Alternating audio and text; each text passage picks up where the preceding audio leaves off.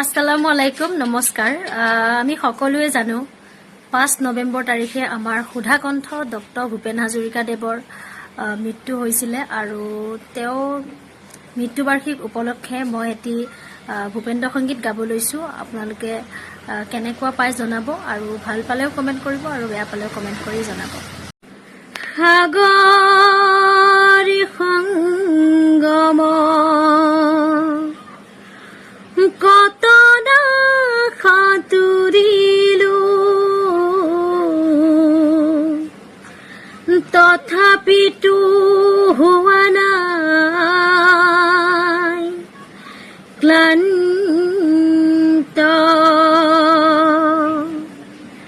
সাগৰ সংগম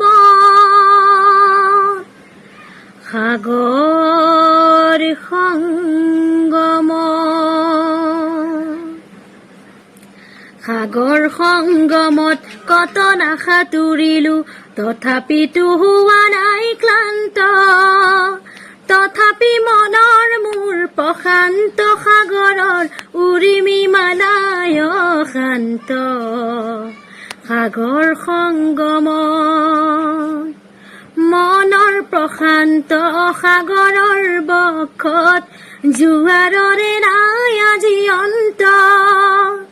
অজস্ৰ লহৰে নৱ নৱ গতিৰে আনি দিয়ে আশায় ফুৰন্ত সাগৰ সংগমত কত না সাঁতুৰিলো তথাপিতো হোৱা নাই ক্লান্ত তথাপি মনৰ মোৰ প্ৰশান্ত সাগৰৰ উৰিমি মালায় শান্ত সাগৰ সংগম প্ৰশান্ত পাৰৰে মহা মহা জীৱনৰ শান্তি আজি আক্ৰান্ত নৱ নৱ সৃষ্টিৰ দৈত্য দানৱে কৰে নিষ্ঠুৰ আঘাত বিশান্ত সেয়েহে মনৰ মোৰ প্ৰশান্ত সাগৰৰ উৰিমি মালায় শান্ত সাগৰ সংগমত